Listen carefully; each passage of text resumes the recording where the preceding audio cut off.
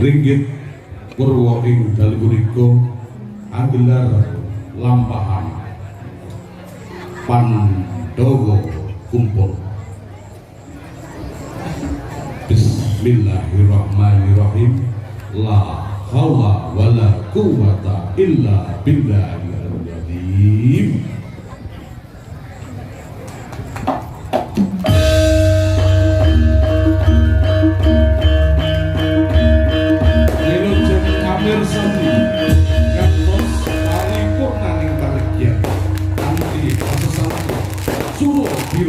Yanika lebur dening Kamas Rahayu ingkang samya pinangga saking kawula kawula sapi bopilih wonten ingkang pun nyuwun atur kawula agung pangapunten monggo wonten kapitaning alhamdulillah alhamdulillahirabbil alamin wilujeng amirsani ngantos parapurnaning bagian ing dalu menika.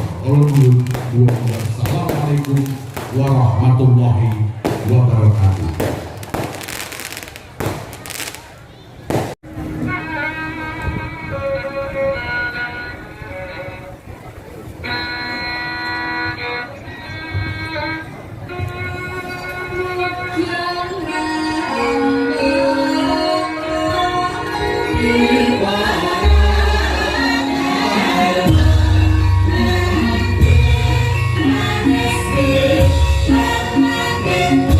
Good.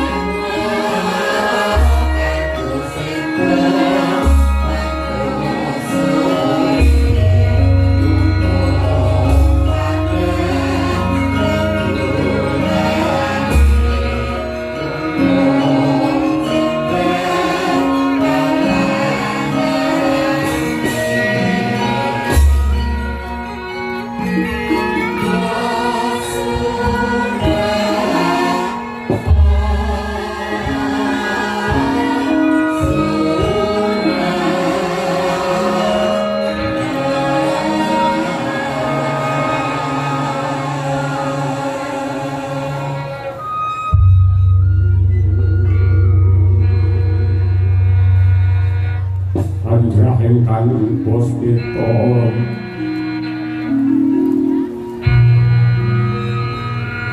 kasliring samiron ombre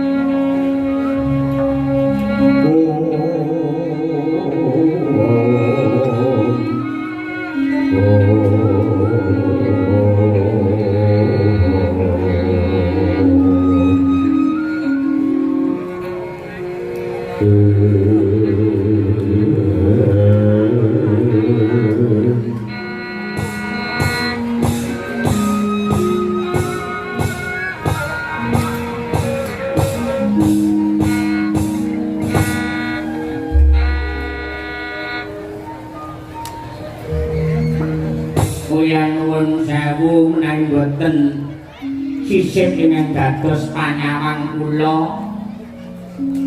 menika Gusti kula Harya Seta putra sinuwun Prabu Matswapati ingkang rawuh wonten ing dusun kula Pajagalan mriki. Nuwun sewu Gusti, sarawuh paduka kula pun walakas ngaturaken sembah pangabekti marang tuan tuwa kunjuk Gusti Seta. Ya jagat ya dewa ya Bathara, Pijaka walakas banget panarimaku. Ora liwat pangestu kumara dadi tanpa mono Pijaka walakas. Kawula ninggih kula tampi tangan kula kalih mugi amingguhi dumateng kasantosan, santosaning lair lan ugi santosaning batin. Harya Seta tansah memuji marang ngarsaning Hyang Agung, nyuwun marang sih nugrahaning kapara. Muga-muga Pijaka walakas nadyan wis mlalu ing yuswa tansah ginanjar seger warasan adoh saka suker sakit. Matur nuwun mugi-mugi pangestu paduka Raden Seta saged anumusi. Leres ingkang dados dawuh paduka Raden, menggaing jagal walakas gesang wonten ing Arcapada menika ingkang baku boten bab sugih miskining bondo donya, cendhek dhuwuring derajat pangkat, nanging menggaing kula ingkang nami tentrem, ingkang nami sugih menika menawi tansah pinaringan sarira yang tansah seger kewarasan tebih saking suker sakit menika kanikmatan wonten ing donya ingkang tanpa wonten timbangipun. Saniki monggo kula aturi menggalih menapa to pedahipun kasiluman derajat pangkat sing dhuwur bondo donya salah amba sing jembar. Ning menawi badanipun tansah katimbrung ing lara, badanipun tansah dipun kroyok kaliyan penyakit, banjur besok kapan tiyang kala wau ngrasaken kanikmatan utawi kamulyan. Dados ukurane jagal walakas urip teng donya niku lamun to awake tentrem niku paribasan pun munggah swarga tundha sanga. Mono yo Pijaka. Nggih yen 70 kados mekaten. Lah malah menika nuwun sewu dados kedawa-dawa atur kula. Menika bukti tandha katresnanipun Gusti ingkang gelar jagat, ingkang panjenenganipun menika pranyata maha welas, maha asih lan boten pilih kasih. Tegesipun mahambet adil, kabeh ditresnani, wiwit saka sing sugih, sing miskin, sing pangkat, sing mlarat, kabeh antuk katresnani Gusti. Waton tiyangipun kala wau pinter anggenipun nyukuri kanikmatane Pangeran. Dados nikmate Gusti niku sami, boten wonten ingkang dipun bedakaken. Saniki kanikmatane wong urip niku pamane ukurane wong mangan. Nuwun makapunten. Panganan teng mriki menika ingkang paling enak niku sate kambing utawi gulai. Wong sugih pengen mangan sate kambing. Janjane yang duwe dhuwit, duwike ya murah, ning rawane tuku sebab apa? Duwe penyakit darah tinggi. Nadyan tok bandane pirang-pirang, nyatane ora bisa nikmati wujudipun panganan ingkang eco. Sami kalian wong miskin, kanjat, kangran, kangmin, yunah, yujah, yuyem nika. Nadyan tok pengen mangan sate kambing, janjane ora duwe penyakit apa-apa, ning rawane tuku sebab lho, wong kene do ngaku dhewe. Mboten kok perkara ora duwe dhuwit. Wong niku yen uripe pas-pasan, mlebu metune dhuwit iku kudu diitung kanthi jlimet. Mongko sate niku regane udakara 30, munggahe 40.000. Kanggone wong sing uripe pas-pasan tinimbang dhuwit 40 nggih tuku sate mongko mung entuk sepiring, luwih becik nggih 6. Luwih becik nggih 6. Lho ngoten niku wong pretungan ngono kuwi. Kon tuku sate ya angel, uripe sarwa prasaja, mlebu metune dhuwit dipetung. Ning nuwun sewu anggere nek tontonan, apa nek wayangan teng bersih desa, waton ra enek tarian sregepe ning nonton mboten umum niku. Ya mungkin ora urutan. Iya ki Jagawalakas. Nggih ngoten niku.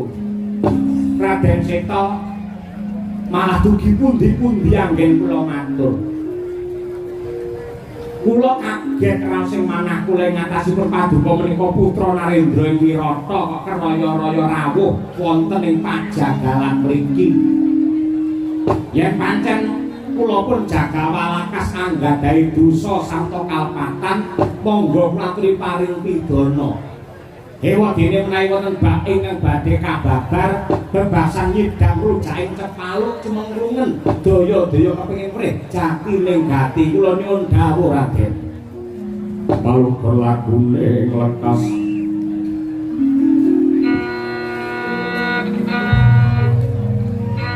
Kusito Inuting itu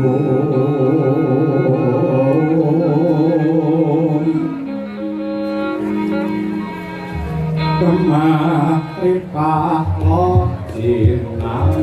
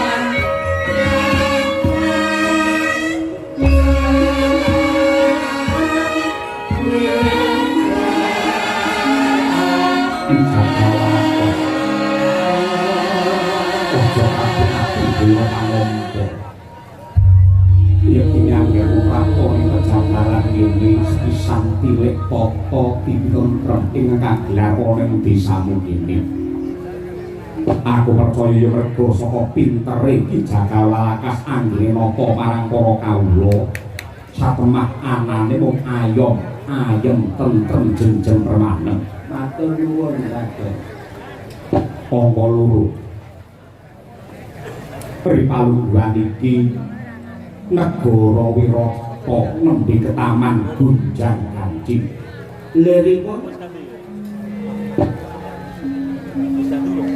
Paman Patih Kincaka lan Paman Patih Rupa Kinca mutah utawa nyuwun lawan Rama Dewaji Rama Prabu Maksapati supaya dianakake tontonan ingkang langka adu jago ning sing didudu jago bombongan kepara malah jago bombongan sing tegese dudu ayam lumrah nanging adu jago menungso. Ewadini Paman Kincaka lan Rupa Kinca wis nyawisake senopatine ya sing jenenge Paman Raja Mala kinarya jago saka kepatihan Kincapura. Ewadini kasepuhan kraton Wirata durung milih saka amilah kira-kira sapa ingkang trep minangka dadi jago nandingi kridane Paman Raja Mala. Lah manut abdine juru sapon pasar gedhe negara Wirata ya wisi Dwija Kampa Ki Jagawalakas kagungan putra ingkang Surasekti Mandraguna Santosa Dada Dauni ingkang arane ya kuwi Jaka Bilawa utawa Jaga Bilawa. Bener nggih leres menika anak kula angkat pun Jaga Bilawa. Nah ndak kira yen saka petungku ya mung si Jaga Bilawa sing trep sing bobote timbang nandingi kridane Paman Raja Mala. Upamane anakmu tak jaluk ndak tunduk mongko dadi jago kraton kira-kira nduk lilani apa ora. Aduh nuwun sewu Gusti Raden Seta, kula menika namung kawula alit dosa menapa ing badhe kula sandhang menawi ngantos kula badal dawuh ing nuwun sewu. Pancen anak kula pun Jaga Bilawa niku larene ageng inggil. Ning mboten nate peperangan, mboten nate bandha yuda. Rinten dalu namung mbelei sapi kalian kebo ngeleti daging niku mawon kula mboten nate ngerti lare niku peperangan. Lah mangke menawi dipundhu kalian Raden Raja Mala menapa mboten badhe mirang-mirangaken kraton Wirata. Aku wis bisa njajaki lan aku wis bisa percaya kawan aku urip tandha Dwija Kampa lamun to anakku kuwi kaprawiran watone nduk nilani mengko aku sing bakal budidaya supaya putramu Jaga Bilawa duwe kasantosan. Menawi ngaten nggih monggo kemawon kula namung badhe nderek kula namung badhe tumuri. Lah banjur ripalungguhan iki bocah ana ngendi? Nyuwun pangapunten Jaga Bilawa ripalungguhan samangke nembe tilem. Turu nek endi? Tilem wonten ing kandhang wingking mrika. Biasane semende wonten ing palang kandhang. Nika bocah nika lucu. Melek ya 3 dina 3 bengi, le turu nyaure ya 3 dina 3 bengi. Blas mboten nglilir, mbok dilih nek endi ae tetep ngantuk kare niku. Sing nggih ajeng. Lah mangke pamane peperangan sampak ngukul lek ngantuk malah nguci wani to Gusti Seta ora.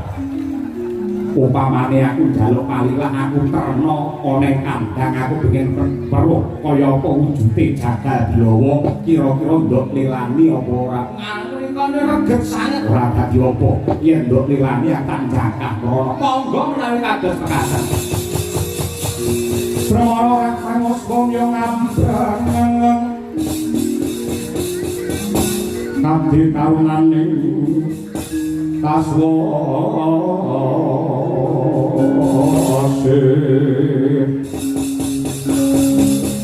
nang marga memalakum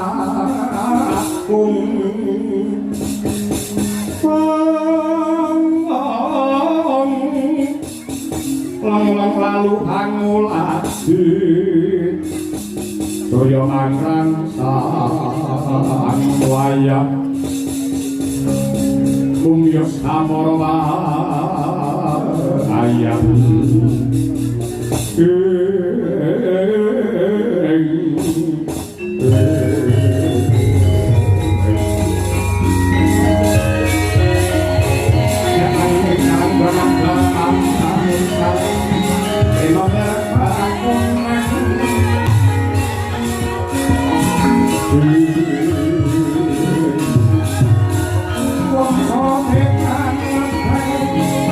Solam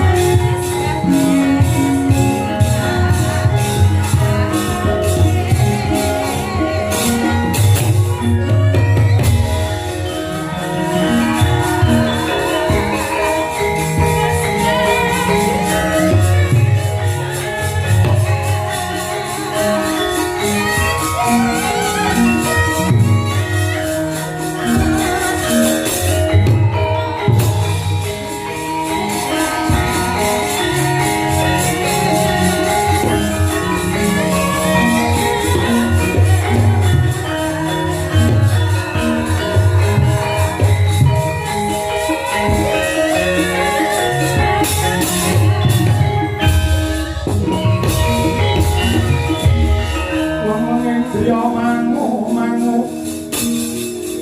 mangun pungkan duan remang leweno tanpa kaning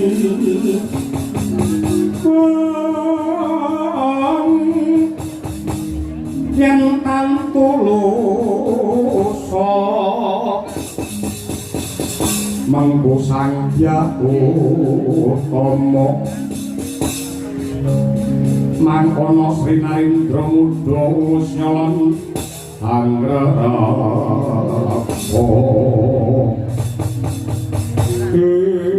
nah menika Raden Seta anak kula pun bilawa nyuwun pangapunten kados mekaten kawontenanipun le tilem nggih kados ngeten iki pirang-pirang dina pokoke anggere enten kayu teng wingking niku dheweke mesti ngilendetan kayu apa ae ngilendetan jagat ibu katon jagat mangestu para anggih pripun kula malah pekewet mboten sekeca jenengan anak ratu malah turun kandang kok kletonge pirang-pirang ora dadi apa banjur carane buka anakmu iki piye kula mboten duwe cara wong niki anggere kula gugah malah mboten obah babar pisan kula judeg anggere lare niki pun tilem nggih diteni sak tangine monggo niki lek kadung turu kon tangi niku angel beda karo bapake ambak kula niki wis tuwek ning kon tangine gampang tur cepet kula niki kowe iki cana malah ra iso tangi mare gede kuwi upamane tak gugahe piye ning nyuwun pangapunten tirang tilemi mboten duwe tata krama lek mangke nuwun sewu nganti kedupak wis dadi wajibanku ana apa-apane dadi tanggung jawabe Harya Seta saestu mboten napa-napa ora apa-apa kowe kaliya kowe nyingkir coba kaya tak gugahe anakku jagal dilo kata-kata lagi saestu nganti asis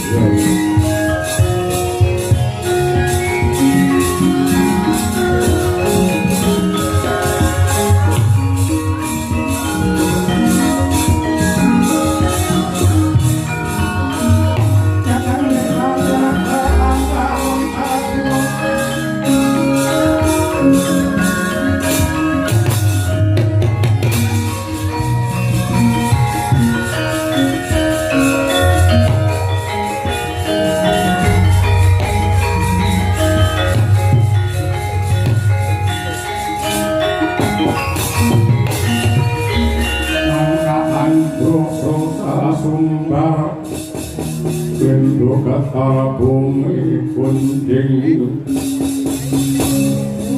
kumalut dukun korka atau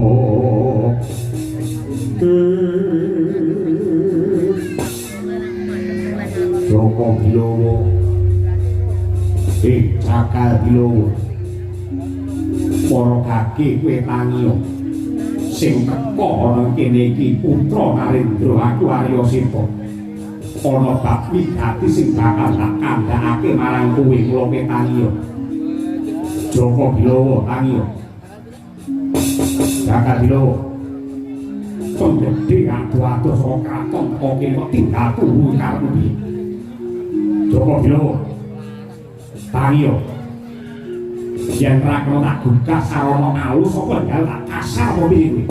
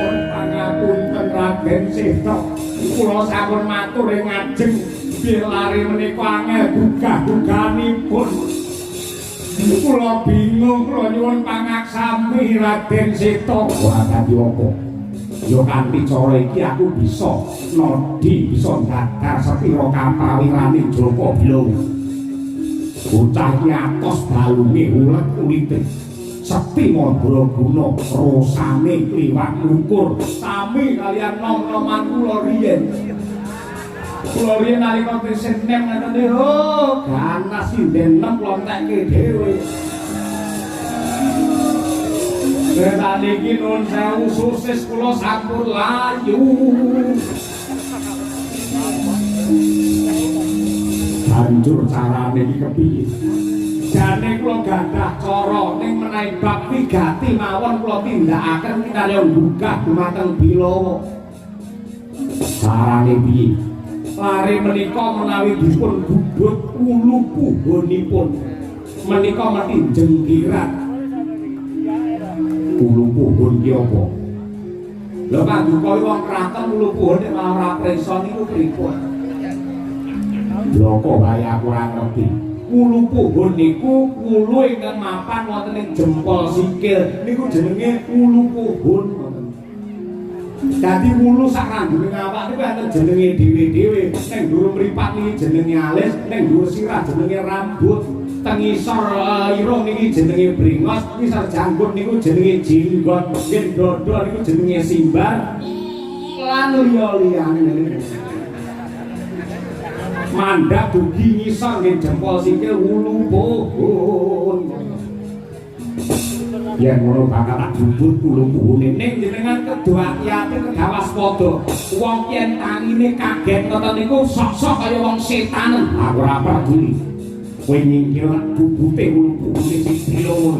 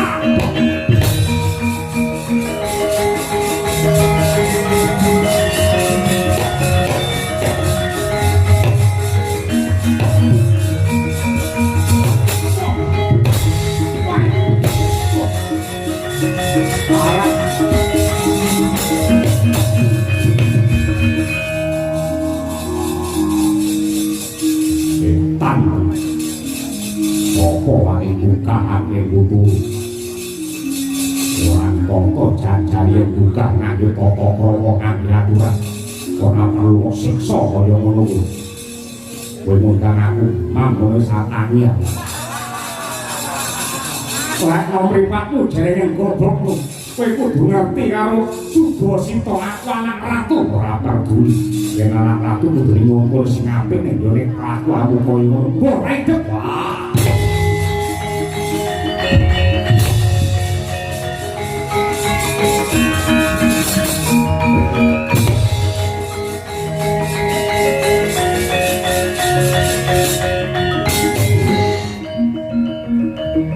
Jajal karo sane bocah jakaran. Hop.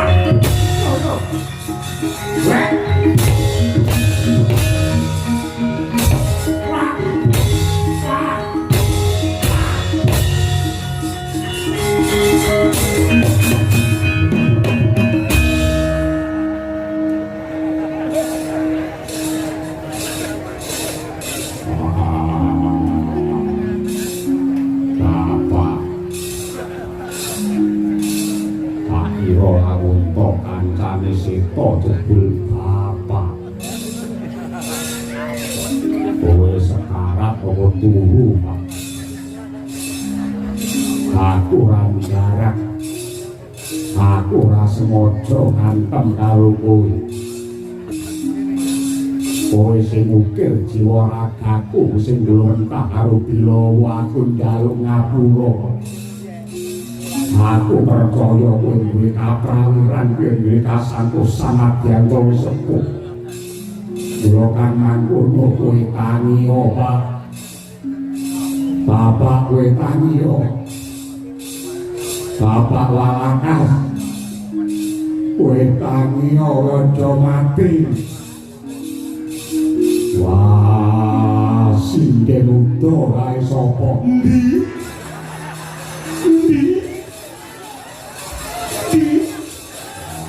Tuhan eklek Tuhan. Sing banget iki kowe kuwi. Kowe ora nyawang karo kahanan mong tuane dhewe jota sak kayane. Aku njaluk ngapura ora sengaja. Sengaja karo ora iki rasane padha goblok. Iki ora rampungane Seto. Rampungi piye kae penggede anak ratu.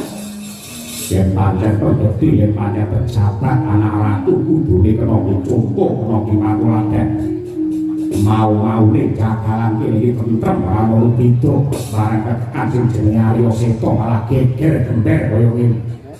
Ora siang kaya tak percaya sirahe lambemu aja muni sing ora-ora. Kae tujuane apik sediane iki becik. Rene iki janjanmu nggadah kekuatanmu mengko kowe bakal dadi jago. Muni sing ora-ora wae kudu lalah.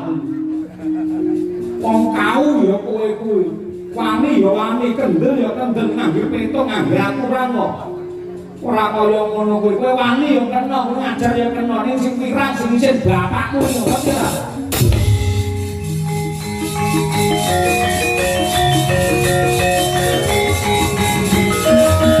Maksudnya kamu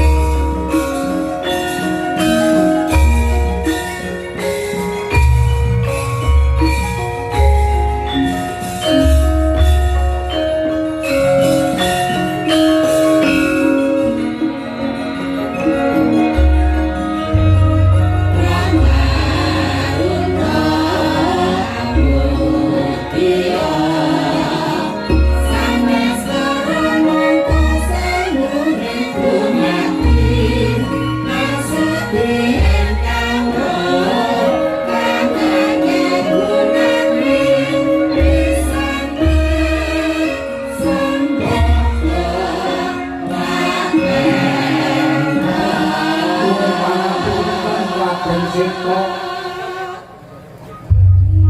kula ngagumi samudra pangaksami karo anak kula pun Bilawa ingkang ninggal tata krami sumantaka dhumateng jengandika Raden Sita Kiwalakas ora dadi apa yektine malah marem lan lega rasane ngatiku kok ngaten mergo ibarate gunung aku wis lakon nggahi ibarate segara jero aku wis lakon jajaki sepira to kaprawirane anakmu si Jaka Bilawa nyata Surasekti Mandala guna tangane abote liwat ukur le peperangan nadyan wong bisa ning iso ngrampungi perkara nganti aku tiba kalenggak anakku ampuh tenan nggih kaya nem-neman kula riyen nggih ngeten niki kula riyen monggo niki kalih kula mriki melek kamera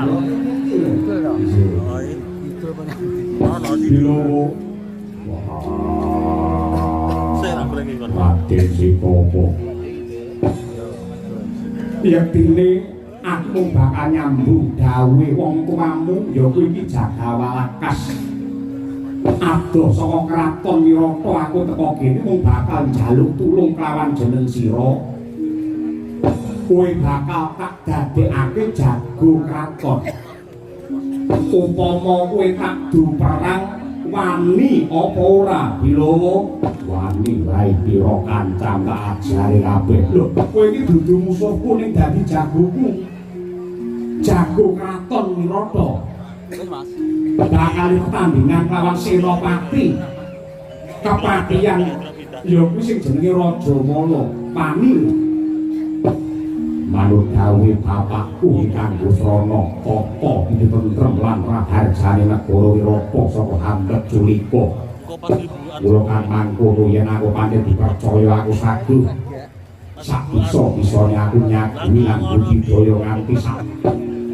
kukuting uripku jiwa ragaku tak udhokake kanggo kamulyane wong Wirata tek kaya ngono ucapku le apik mergo sumpahe Jaka Bilawa sing jenenge kawula ki aja pisan-pisan ngarep-arep negara wis ngene apa karo aku ning kosok baline aku wis nate labuh apa karo negaraku tembungmu apik banget Bilawa sing ngajari kula niku sing ngajari sing mulai kula ustate kula lari ngeten iki syukur bejo kemayangan kowe iki Walakas duwe putra sing becik lahir batin kaya mangkono ayo tak kanthi budal ning alun-alun Wirata Bilawa apa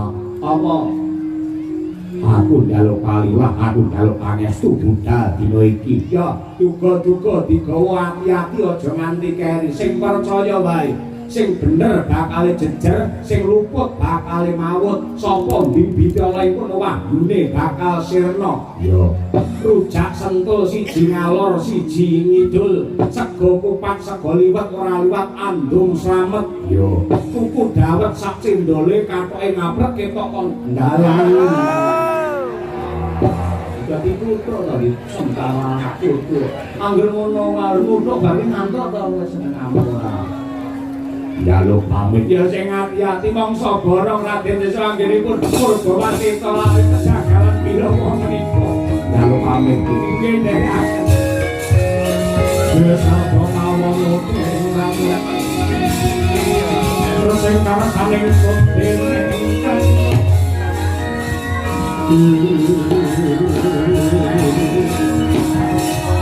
sanes pireo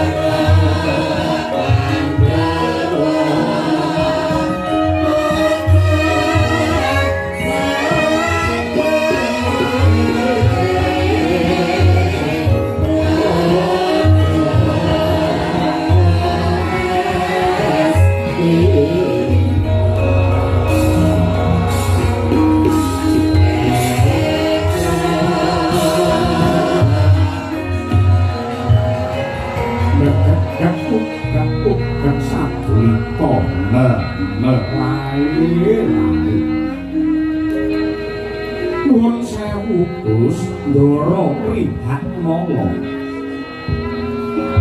Kula mboten maido kaya apa abote sesanggan ingkang mangsanggan.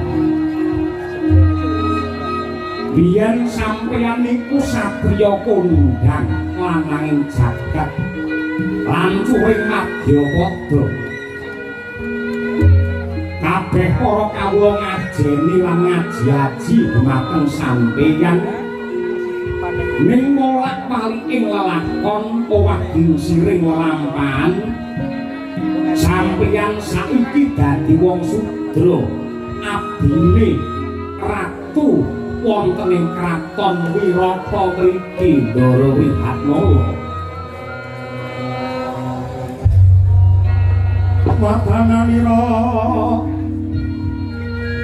ayu kumba ucang rahnya maratan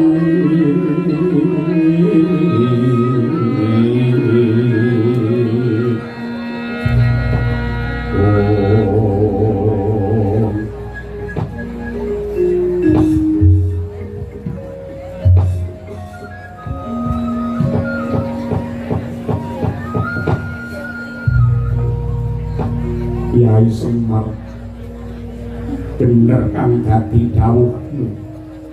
Dina iki aku sakadang kudu ngunduh wong pakarti. Merga para Pandhawa wis nrajang pranatan nerak wewalring Weda Suci kanthi biyen nindakake sesukan dadi.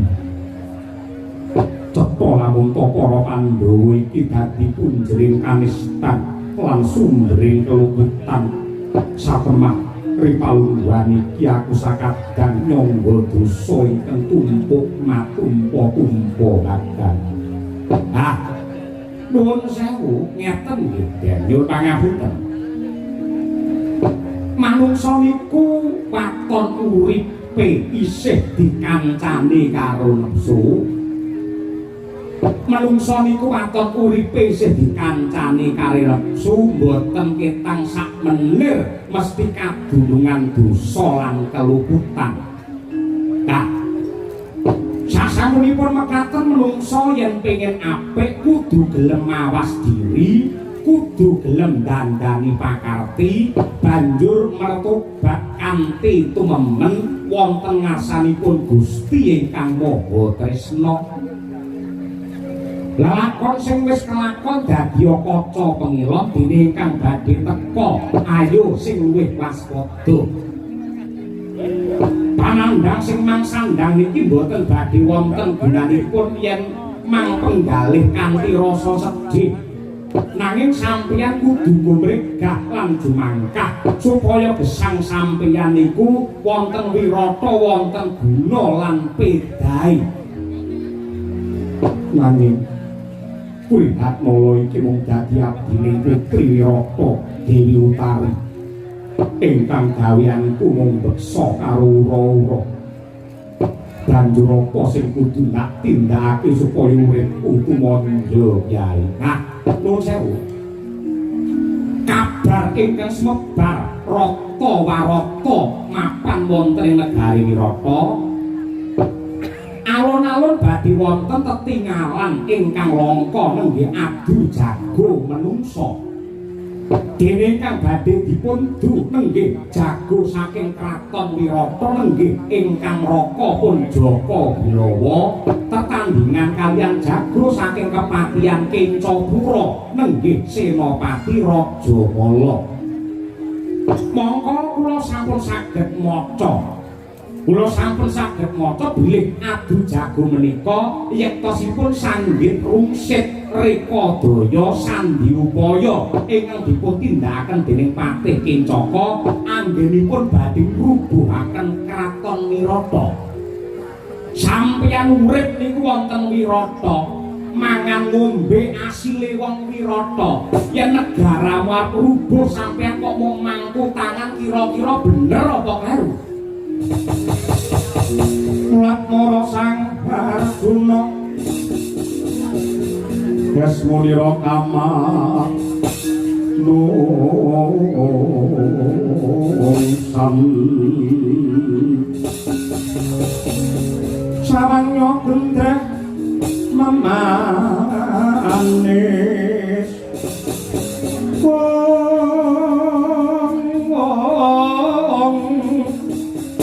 liringe dikamampian kenge sing ujung lokungas sing mulat leng-leng rangto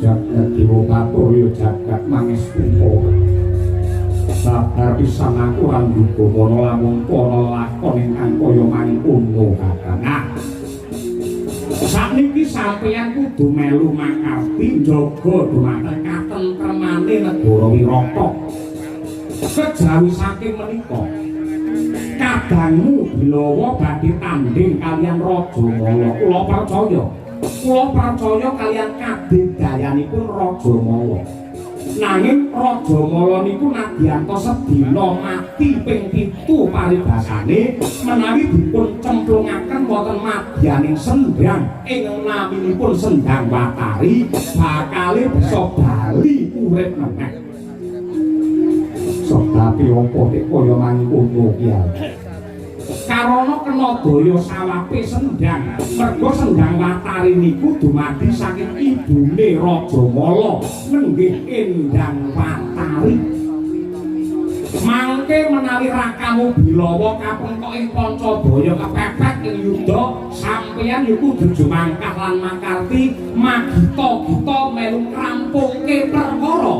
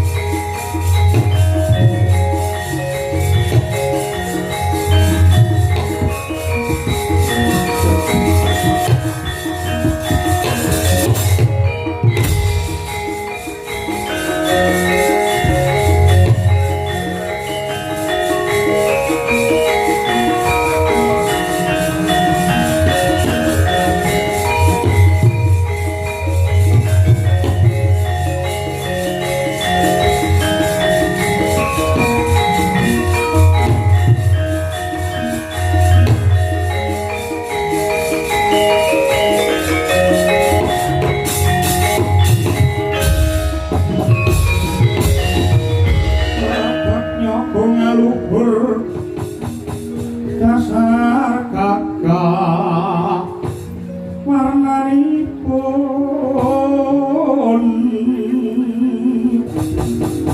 Kanjeng Sinarapati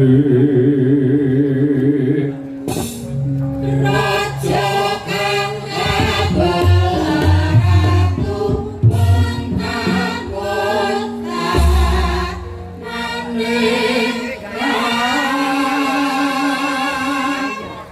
pun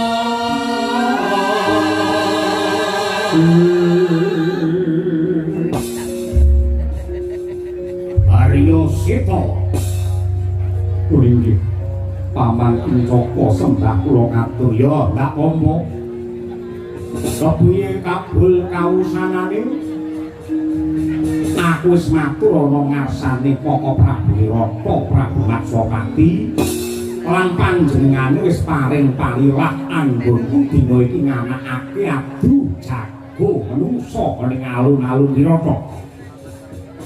Dasare jagoku pamanmu si Raja Mala isya gling diri sawi gling gati endi jago saka kraton Wirata.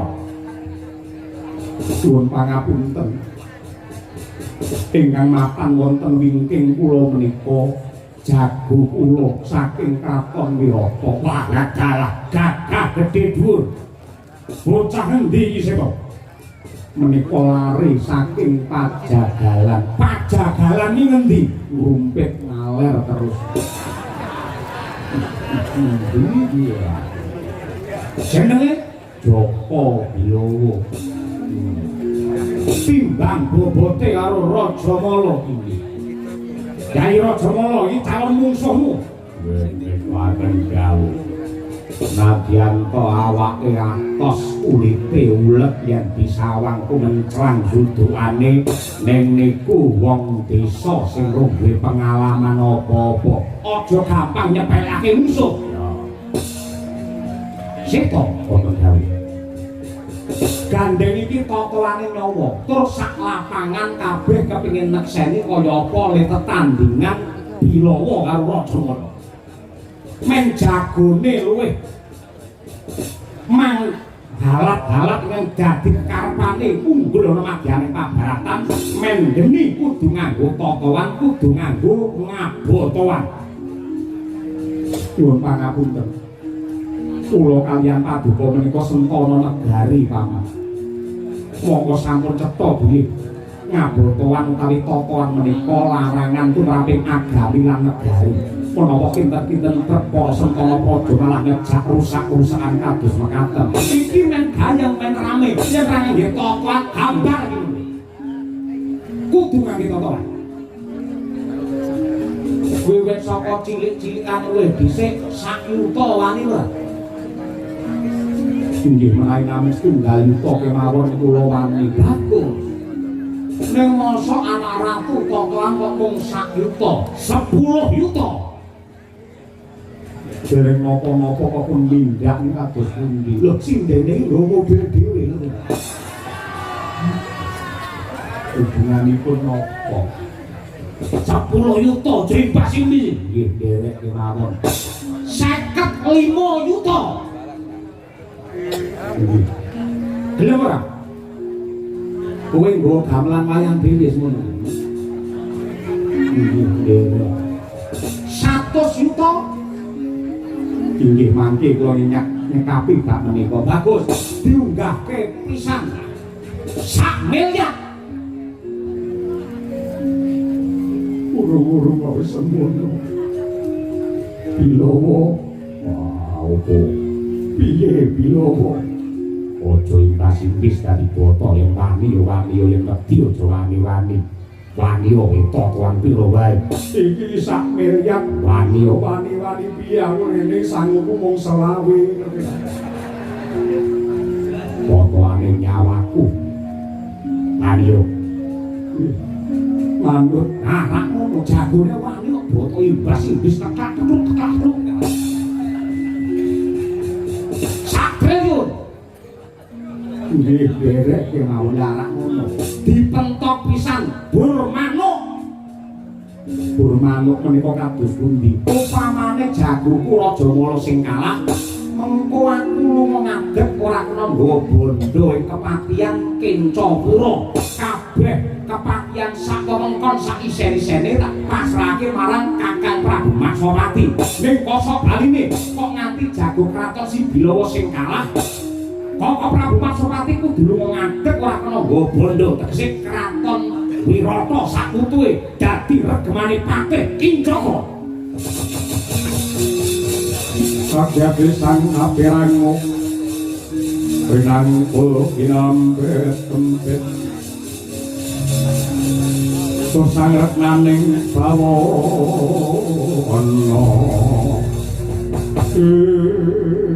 Aduh paman samangke kula sampun saged anggagaken jebul wonten bab ingkang sinambi tumrap Ageng Jago menika jengandika tegel tega mentala kaliyan Rama Dewaji. Ora sing bakure palungguhan iki wis ana golonging pitung ana gabungatuke rembug tokoane Burmanuk wong semene kabeh pengen nekseni kaya apa ramene Adu Jago kula enggal diwiwiti liyane Jago mudhun saka panggung.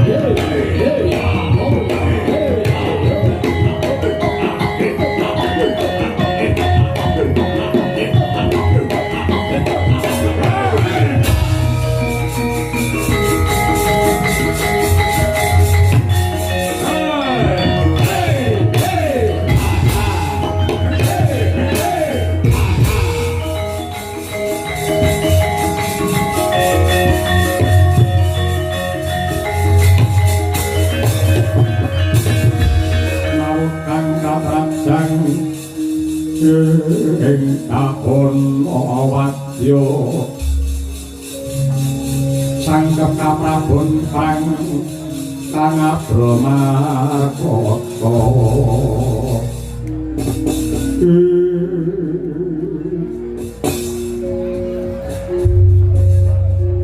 bener kowe cah jagalan jenengmu Joko Bilawa le pancen keporo nyoba lek nomripatku jerengen gobokmu isina Pati Wirata Raja Mala. Kowe tak kandhani. Kowe wong desa kuwi yen tanding karo aku ibarate kaya sulung mlebu geni. Kowe tanding karo aku tanpa beda kaya sulung mlebu geni. Untuk marani suntuk tanpa ana dayane apa-apa. Yen kowe wani perang tenan tak ibaratake kaya wedhus pucul ngadepi singa barong.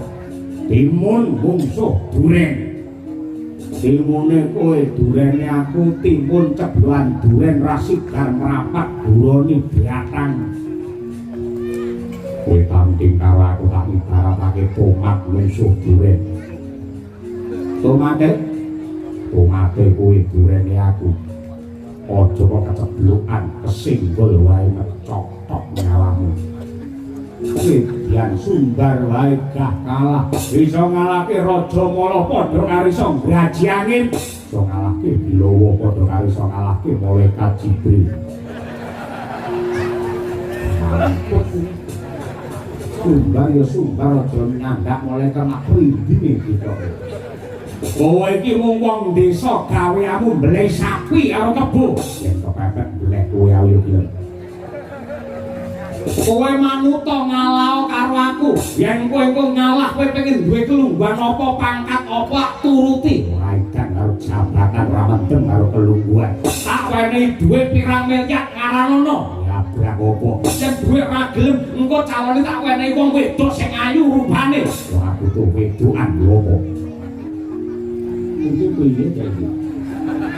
Ditawani wong wedok sing ayu tek ora gelem. Tek gedomen karo wong Purwosari. Wong kene anggarane wong anyaran digrudu. Lah karo wong wedok tek ora tertarik belajar bisa. Rasa kakek berpalang mani maju beawan mundur. Sugih kendel bondoani. Lekan golek momongan, bupuluk golek pasangan pangi tatal ngajau. Dibeng deng.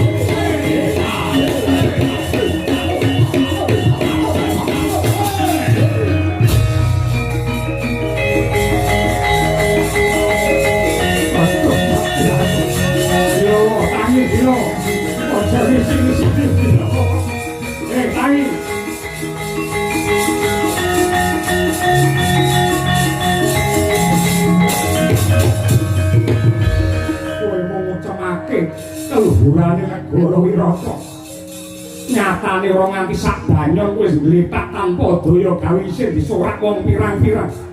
Ora patut babar pisan, ora pantes dadi jago kraton Wirata. Sing ora ngerti aturan ki wong Wirata. Kok ngono? Apa kowe ora kelingan? Aku budal saka pejagalan nganti tekan kene. Ngalor ngidul becak salaman, becak foto, ora dingoni.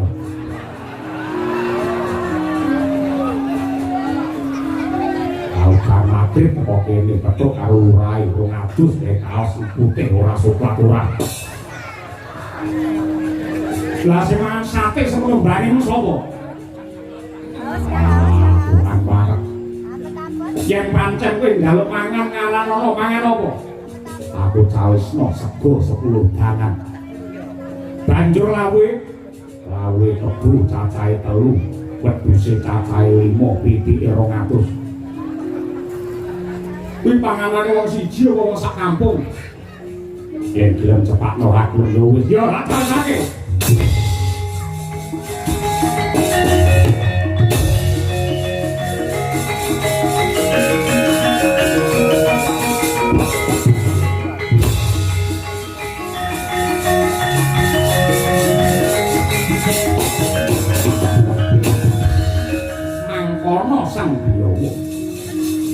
suwane telung dina anggene turu. Parandene wungu saking Nendra tumuju marang Wirata, wetenge kothong gulune garing. Ugi ana wujude dedharan ingkang jumbuh kaliyan pamintanira Dwaka Sang Bilawa. Entek gusis tanpa sisa. Mangkara saya mencara kang dadi cahyane. Mangkah madyaning pabaratan candrane kaya banteng setan.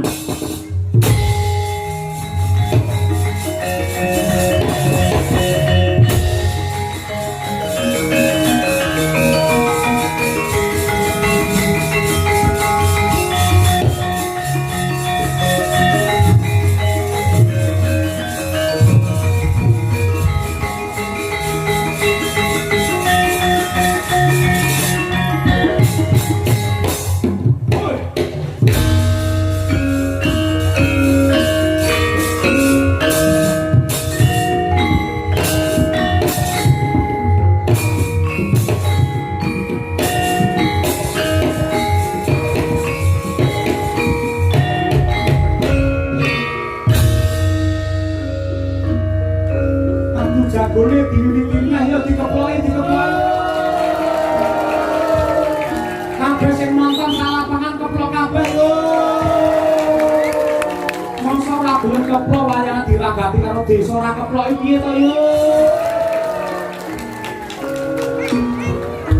Kopole Raja Mala kalah, Raja Mala mati, Raja Mala mati yo.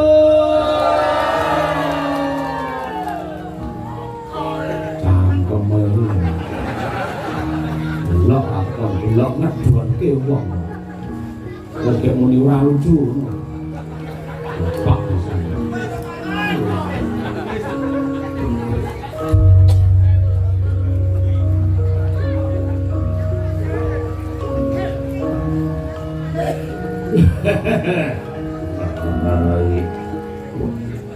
Bareng gablak kok kowe. Lang nyawamu. Aduh.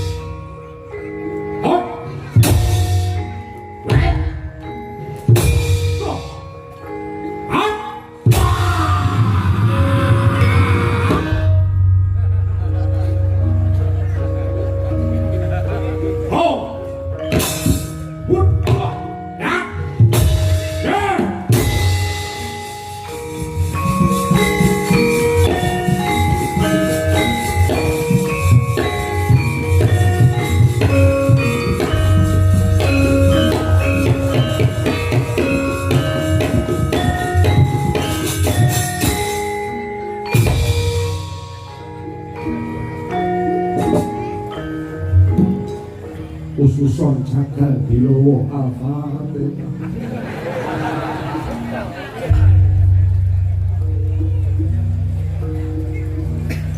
Lah, Mbah Prawira, mandeg Mbah. Raden Patih Dicaka nimbali kula. Nggih. Sampeyan dukun kula. Sampeyan wong pinter sing wis tak blonjo kangge duit pirang-pirang. Yen nganti jago kula Raja Mala kalah sampeyan sing kula tugel gulune. Berhasil njenengan. Jeneng kula niku akeh. Enten sing nyeluk kula Mbah Prawira, enten sing nyeluk kula Ira Pengil, enten ugi sing nyeluk kula Malik, enten ugi sing nyeluk kula menika Simbah Cekok Taruna. Cekok Taruna niku napa? Cekok Taruna, cekok niku jamu, taruna niku nom. Dadi ambak tuwek ngeten iki jamu kula sinden nom-nom niku. Ngene iki. Wah, toto bapak bisa. Sampeyan tak jagakne tenan. Mukti apa mati, rekoso apa mulya, gumantung sampeyan. Beres. Yen kalih Mbah Prawira niku tenang mawon. aja kok mung perkara wong adu jago. Nuwun sewu wong ngedekne omah.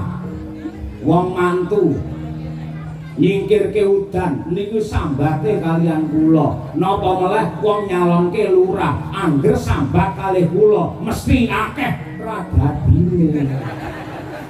Radadi. Kula nyuwun jago sampeyan Rajamala nika le perang sing temenanan. Mergo yen perang tenanan aja kuwatir iso nyenengne piyai kene kabeh taun ngarep bakal diundang mriki meleh. Lah ora lali lho. Nggih. Tur niki dinten untungipun saking kepatihan Kencapura. Kok saged untung? Nggih, mergo dina niki milih kula.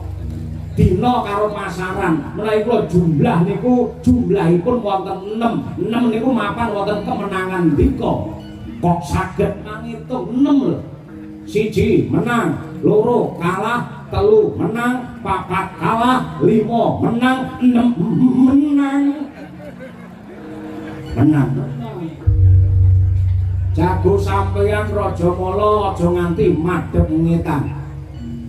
Setane mergo padha karo nantang karo srengenge. Srengenge niku metune saka jagat wetan. Sampeyan barang dadi botoh nuwun sewu le pipis le toyan aja nganti madhep ngetan padha karo nguyuhi srengenge. Nggih, kula mau ngertos sampeyan le pipis kok madhep ngetan. Ambak madhep ngetan kula ungkek ngalor niku wae. Andani yo nanti ra nyangon.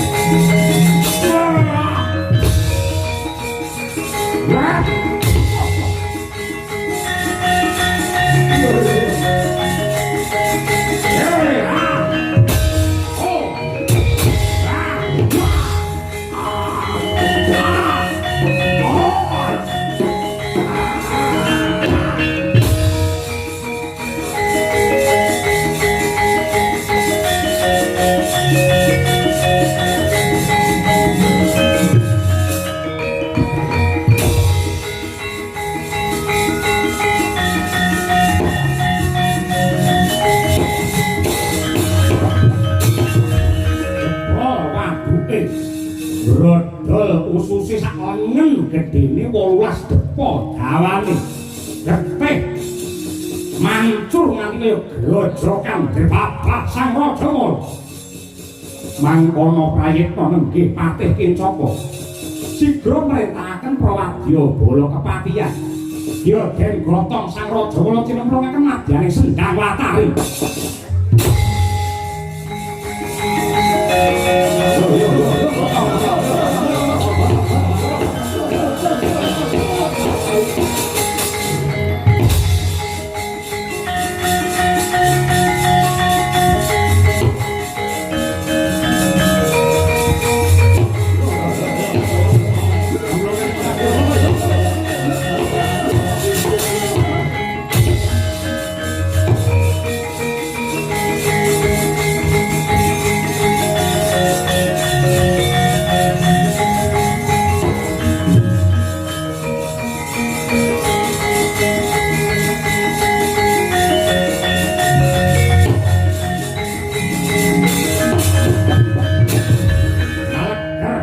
Gawe giris mangkono elok ing kahanan daya kekuatane Sendang Watari. Karana iku Sendang ingkang dumadi saking ibune Sang Rajamala mula duwe daya kekuatan linangkung. Malah dadi srana Sang Rajamala ingkang sampun pejah dadi Waluya Jati, Jati Temah Mulya. saya wimbo karo sari jedel saka madyane sendang.